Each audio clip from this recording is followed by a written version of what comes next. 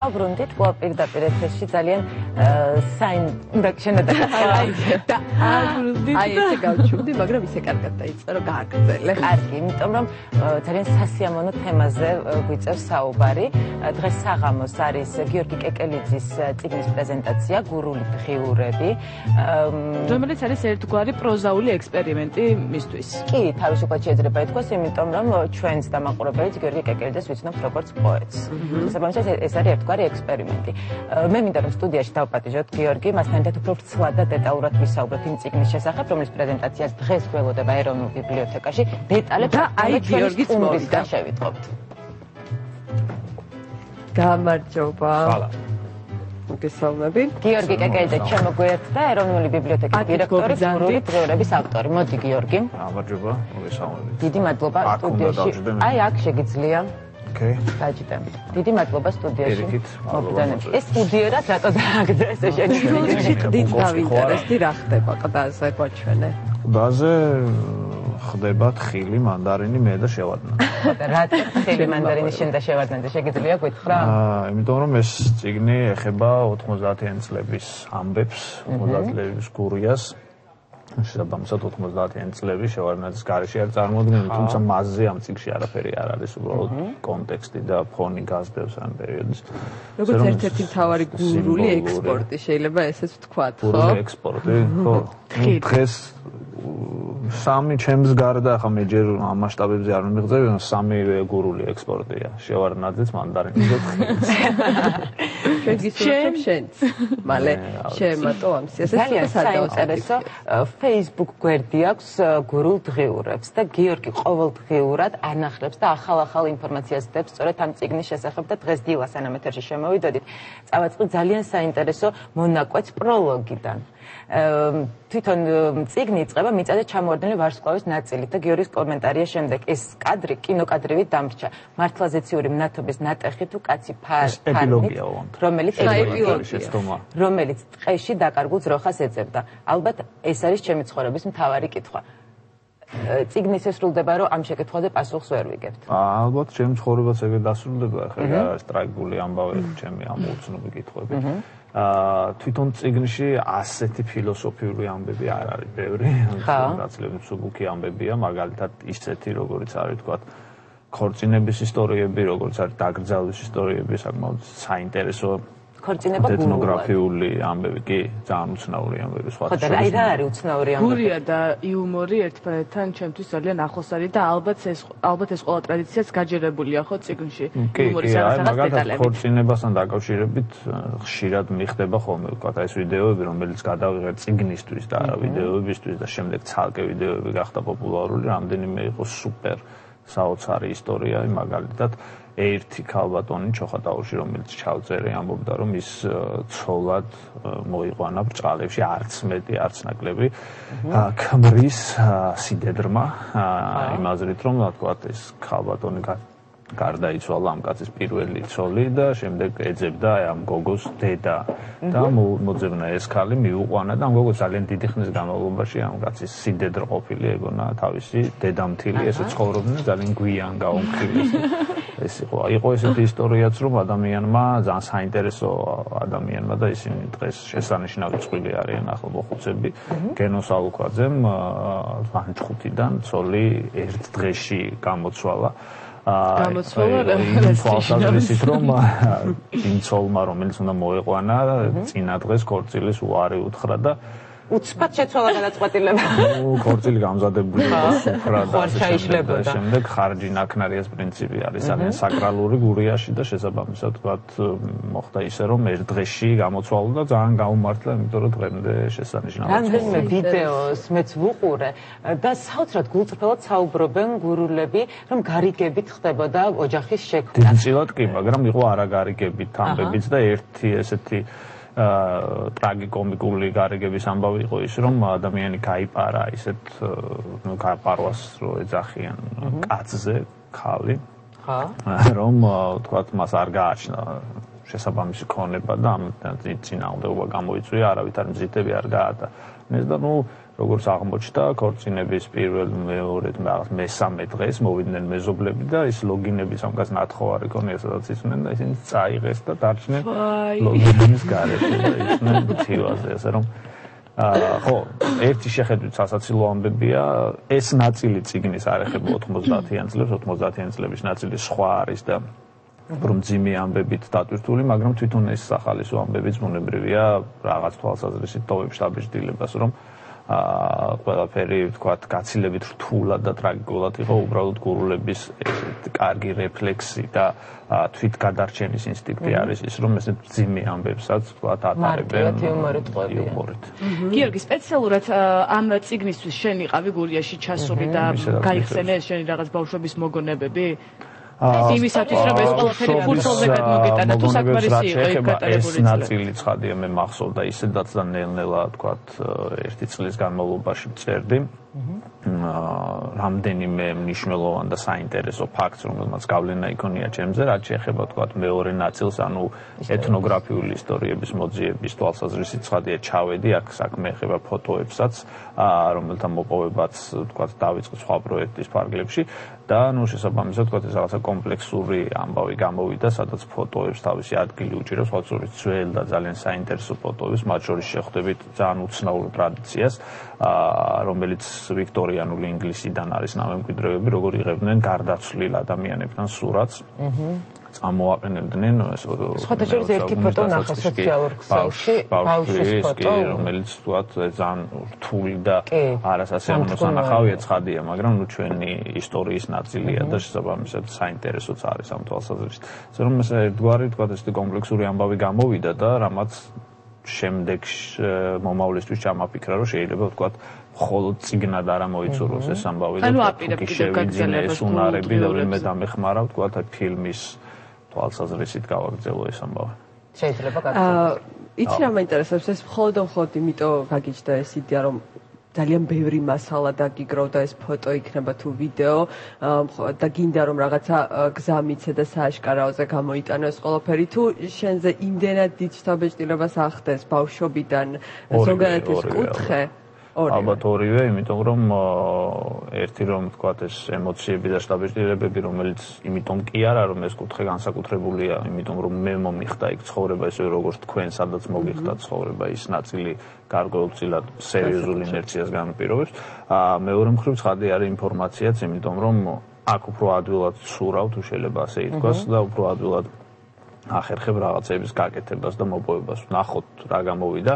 მე მგონი რომ საინტერესო არის ექსპერიმენტის თვალსაზრისით, მით უმეტეს რომ პროზაული, თქვათ, ნაწარმოების მიმართულებით ჩემი დებიუტია. ეს არ არის მხატვრული ტიპის პროზა, შერეული ტიპის ტექსტი არის, ესეისტიკა არის, მაგრამ მხატვრულად დაწერილი.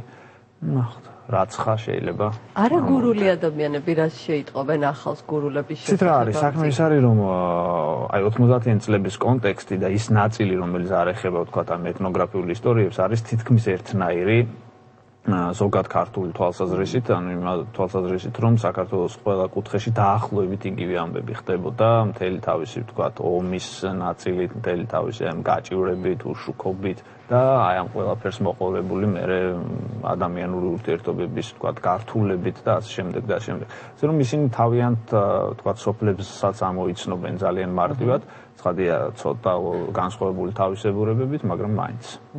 წიგნს ყავს ესეთი გამორჩეული პერსონაჟები. არა, წიგნს ყავს ცხადია პერსონაჟები, 13 თავი ისტორიებს. და თავს ყავს თავისი პერსონაჟი, მაგრამ ისეთი პერსონაჟი, რომელიც ეს მკვეთრად მეორდებოდეს თავიდან თავში, ასე არის. ასევე ამ წიგნში არის, ასე ვთქვათ, 90-იანი წლების იმ დროის ანალიზი. ეს შეეხება ისევ გურიაში ვტრიალებთ თუ მთლიანად საქართველოს მასშტაბით. ამას გეუბნებოდით, რომ ცხადია გურიაში ვტრიალებთ, მაგრამ მე შევეცადე რომ ეს ყოფილიყო მეტნაკლებად ზოგადი და აესახა ვთქვათ ის ამბებიც განწყობის თვალსაზრისით, უნებრივია რაც ხდებოდა ვთქვათ კახეთში ან სხვაგან. იმერული ესკიზები გვაქვს და ეხლა ფილმს ველოდები გურული დღეები. შეიძლება რაღაცა სხვა პროექტის მოფიქრება, რომელიც ერთგვარი გაგრძელება იქნება აი ამ პირველი წიგნის. ფიქრობ აქტიურად და ნახოთ ეხლა. აქვს უკვე ფილმს ფიქრობ რომ იქნება რეჟიმი მაქვს მე სამწუხაროდ სხვა საქმეების გამო და ასე ადვილად არ მაქვს ფუფუნება, ამიტომაც საფხული დაუთმე დიდწილად ამ ამბავს გამოვიყენე. თუ დრო მექნება და რაღაც მოხდება ამ თვალსაზრისით სასწაული, შევეცდები რომ შევეჭიდო ამ ამბავს. გიორგი, როგორ ფიქრობ, რომ დაინტერესდა ესე, ცოტა აბსტრაქტულად ვილაპარაკოთ, მაგრამ მაინც მაინტერესებს, რომ დაინტერესდა სხვა კუთხეებში მოგზაურობითაც. შეიძლება რომ ზუსტად იგივე მუხტის გამოგივიდეს და ძალიან ბევრ კუთხეში მიწევს ისედაც მოგზაურობა, იმიტომ რომ აი ბიბლიოთეკებს დაწერა მათ შესახებ. ხო არა, ამას ვამბობ ზუსტად და შესაბამისად ყველა კუთხეს საკუთარი ძალიან ძლიერი იმპულსი აქვს და დამიწერია კიდეც მაგალითად რაჭაზე და ასე შემდეგ და ასე შემდეგ. თუ თქვათ, იმას გულისხმობთ, რომ ეს პროექტი გადავიტანო სხვადასხვა კუთხეებში, ესე დიდი წარმატებით, მე არ ვიცი, ეს წარმატებული არ არის თუ არა, მაგრამ ჭყალებში ვსვამ, არ გამოვა, უფრო მეტი შრომა დამჭირდება, მაგრამ ალბათ საინტერესო იქნება. ანუ არის მაინც რაღაცა შენი სუბიექტური ამ წიგში. სუბიექტური თვალსაზრისით უფრო მეტი, თქვათ, გარდა იმისა, რომ თქვათ, უფრო მეტი ინფორმაციაც მაქვს. გარდა თქვათ, აი ამ ემოციური ნაწილი. შენი ბავშვობის გურია როგორია? ჩემი ბავშვობის გური არის რთული, ძალიან ბევრი თვალსაზრისით, ჯერ ერთი რომ გურია ითვლებოდა, ანუ ძალიან ზოგად ამბავს ვიტყვით ითვლებოდა წარმატებულ კუთხეთ, იმიტომ რომ იქ იყო რაღაცა ციტრუსების ინდუსტრია, ჩაი და ასე შემდეგ და ასე შემდეგ და 90-იან წლების ამბავმა ესე ერთი შეხებით, თქვათ, გაანადგურა ეს ყველაფერი, რამაც გამოიწვია დიდი ადამიანური დეპრესიები მათ შორის და ამ თვალსაზრისით ბუნებრივია ეს ყველაფერი ძალიან მძიმე სურათს ხატავდა, ამას დაერთო თან ომი, სამოქალაქო ომი გურიაში არ მიმდინარეობდა, მაგრამ რაღაც დოზით იქაც იყო, ნუ იყო სამეგრელო და ასე შემდეგ და ასე შემდეგ. სხვადასხვა იმდროინდელი სამხედრო დანაერთებს ძალიან ხშირად გამოუვლიათ, გაუვლიათ მთელი თავისი ყაჩაღობებით, მაგრამ ამ დროს მე ვარ სადღაც თქვათ პირველ, მეორე, მესამე, მეოთხე კლასში ზუსტად მაგას ვამბობ. და გახსოვს. ცხადია მახსოვს, მაგრამ როგორც წესი ბავშვობის დროს ამას სირთულედ არ აღიქვა, ეს ჩვეულებრივი ამბავია, იმიტომ რომ შენ სხვა თქვათ საცდურები გაქვს და ეს ყველაფერი ძალიან იოლად ტარდება შენ თვალწინ, მაგრამ როცა თქვათ დრო გადის და უკვე თქვათ უკვე ცნობიერ ასაკში შედიხარ, ხვდები რომ ეს ყველაფერი ვერცერთ შემთხვევაში ვერ ჩაივლი და თქვათ ესეთ კვალის დაუმჩნევლა და მერე ხდება თქვათ ამ ყველაფერის გამოსვლა და გაანალიზებაც და რაღაც თვალსაზრისით შეგრძნებაც კი, იმიტომ რომ ბავშვობაში ხა ტყვიები, რომელიც თქვათ ტყვიებს რომელსაც ისროდნენ, ჩემთვის ის კი არ იყო, რომელიც ტყვიასაც ის მოარტყამდნენ, არამედ ის, რომელიც ტყვიას ვიპოვიდით, მე ჩამოვარდნეს, იმიტომ რომ ამას ვთამაშობდით. ასე აღვიქვამდით ჩვენ ომს, სხვანაირად და შესაბამისად თქვათ, მე ხდება ამ ყველაფრის გაანალიზება. გიფიქრია, ანუ მთელი ცხოვრების განმავლობაში ამ გურული ისტორიებიდან გამომდინარე, რომ ესეთი მსგავსი წიგნი შეგექმნა. არა, მე სიმართლე გითხრა და ასე თუ დალექიომა რაღაცა მამოფეთქა ერთხელაც. ვერ მახასიათებს, იმიტომ რომ გურული ვარ ამ თვალსაზრისითაც, როცა თქვათ, გადავწყვიტე სწრაფადვე შეუდექი ამ ამბავს და მეტნაკლებად თქვათ პროზისთვის, მიუხედავად იმისა, რომ წიგნის სქელდანიანი არ არის, მაინც. რა მაინტერესებს ყდაზე შენ თვითონ შეგიძლია თან მათხოვა და მაყურებელს მეჩვენებ. გარეკანის სხვათა შორის ჩემი იდეა არ ყოფილა. ტექსტ გაეცნო ნატალია ავალიანი, ვინც არის დიზაინერი და მან მოგვეჩვენე კარგად. გადაწყვიტა ამ ამბის ასე გაფორმება. და მე დავეთანხმე ორივე ხელით, იმიტომ რომ ძალიან ესეთი ზუსტად გამოხატავდა მთელ ამ ნიუანსებს, რაც მეც მომწონს ძალიან ესეთი ჟანრი გიორგი. ჟანრი არის ესეისტიკა. ოღონდ დოკუმენტური, ოღონდ ძალიან მხატვრულად გაფორმებული და პლუს ამასთან ერთvis იმ ჩანაწერების, თქვათ, ტექსტური ნაწილი, რაც ვიდეოს სახით არის.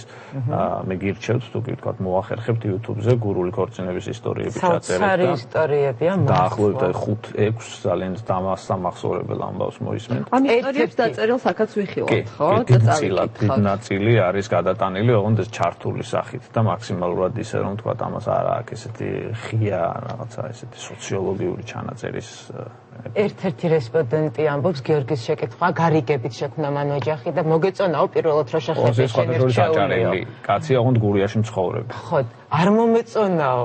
და აბა როგორ მოხდა და სხვა უარესი ვარიანტები იყო. ეს მათ შორის საუკეთესო იყო, მაგრამ არ მოეწონა. გიორგი, Facebook გვერდზე მუდმივად ახლდება ხო რაღაც ინფორმაცია ხო? არა, როგორც ვახერხებ შენ მხოლოდ, ანუ არა, ჩემი მეგობრებიც არიან, თქვა, დამატებული ადმინად, მაგრამ დიდწილად მე ვცდილობ რომ განვაახლო, ოღონდ აი ძალიან ისეთ შუარედებში, რომელსაც ვნახულობ ხოლმე და დამსხვრევად ისე აქტიური არ არის, თუმცა ინფორმაცია ძალიან ბევრი მაქვს, განსაკუთრებით ფოტოები. ნელ-ნელა იმედი მაქვს, რომ დავტვირთავ ამ ამბავს. ეს შემდეგ შენს კომენტარებს თუ სტატუსს ძალიან ბევრი ადამიანი ეხმიანება და ისინი თქოს თავიანთ ისტორიებს გიყვებიან, რომელიც აკავშირებს სოციალური ქსელის კარგი თვისებაა, რომ გარკვეულწილად თქვა ადამიანის შემოდის ეს ღია ურთიერთობაში და არა მხოლოდ ისტორიებს ყვებიან, ძალიან ბევრი საინტერესო ფოტო გამომიგზავნეს, განსაკუთრებით თანამედროვე გურიის, იმიტომ რომ ხა ცხადია მე ყველგან ვერ მოვახერხებდი სტუმრად მისვლას ყველა სოფელში და შესაბამისად ამ თვალსაზრისით ძალიან დიდ დახმარებას მიწევენ ის ადამიანები, რომლებიც ეგრეთ წოდებული ლაიქერები არიან ამ გვერდის. მაყურებელს ვუთხრათ, რომ დღეს არის პრეზენტაცია, ოღონდ რომელ საათზე არის? 7 საათზე არის ეროვნულ ბიბლიოთეკაში, თქვენ სკებადიჟებით დრო თუ გექნებათ, ეს არის გუდიაშვილის 7 ნომერი. მოდი რადგან ახსენე ეროვნული ბიბლიოთეკა დროს გამოვიყენებ, მე მგონი გვაქვს ახლა ამის საშუალება რომ ვკითხო, სულ გაქვს რაღაცა სიახლეები შენ წარმოადგენ ეროვნულ ბიბლიოთეკას და არ შემიძლია რომ არ ვკითხო, რა ხდება ახლა, რა სიახლეები გაქვს, რა პროექტზე მუშაობ, მუდმივად რაღაცა ახალი ხდება ხოლმე შენს ძალიან ბევრი, ალბათ ვთქვათ, ყველას ჩამოთვლას ვერ მოახერხებთ, მაგრამ არქივების გაციფრულება კარგი იქნება ხო ვთქვათ, აი ამ არქივების გაციფრებასთან დაკავშირებით იმ ნაწილს შევეხოთ, რაზეც ვილაპარაკეთ. გულისხმობ ციფრულ ფოტომატიანეს, რომელიც არის ეროვნული ბიბლიოთეკის და ჯეოსელის ერთობლივი პროექტი და რომელიც გულისხმობს მთელი საქართველოს მასშტაბით ფოტოების გაციფრებას. ჩვენ დავდივართ სოფელ-სოფელ, ვთქვათ, სახლ და სახლთან ნებისმიერი ადამიანის ფოტოს, წინაპრის ფოტოს ვაციფრებ და ერთ სივრცეში შეგყავს. ჩვენ ზუსტად გუშინ გავაფორმეთ ძალიან მნიშვნელოვანი ხელშეკრულება და გვექნება სოფლიო მასშტაბის ელექტრონული ბაზები, რომელსაც ამერიკელები გააკეთებენ და აქ იქნება სწორედ ინტეგრირებული, ასე რომ ამასაც მოგიწოდებთ, რომ ეგებ ჩაერთოთ და თქვენი წინაპრების ფოტოები მოგვაწოდოთ. ეს ერთგვარი ვთქვათ გადარჩენის და ახალი ისტორიის შექმნის პრეცედენტი იქნება, ისტორიის, რომელიც ძალიან კარგად გამოსახავს ვთქვათ, როგორი ადამიანები იყვნენ ჩვენ წარსულში, რა კონტექსტში ცხოვრობდნენ, რა იყო მათი მთავარი მახასიათებლები და ასე შემდეგ. დიდი მადლობა. მინდა წარმატება გისურვოთ. მოკლედ თუ გაინტერესებთ გურული დღიურები და აუცილებლად უნდა გაინტერესებდეთ, იმიტომ რომ ძალიან ბევრ საინტერესო ისტორიას ამოიკითხავთ ფურცლებიდან, აუცილებლად ესწრებათ დღეს ეროვნულ ბიბლიოთეკას 7 საათზე. დიდი მადლობა კიდევ ერთხელ წარმატებებს გისურვებთ. გიორგი კეკელიძე. ჩვენი სტუმარი ეროვნული ბიბლიოთეკის დირექტორი, პოეტი და გურული. დიდი მადლობა. გურული დღიურების ავტორი. ახლა რეკლამა და რეკლამის შემდეგ დავბრუნდებით არ გადართოთ. უნიკალური გამოფენა TBC Art გალერეაში. პირველად თბილისელი დამთვალიერებლის წინაშე ონის მხარეთმცოდნეობის მუზეუმის ბრინჯაოს ბალთების კოლექცია. ექსპონატები, რომელთაგან ზოგი ძველი წელთაღრიცხვით მერვე საუკუნით თარიღდება. დარწმუნდით თუ რატომ უნდა ეძვიოთ Art გალერეას.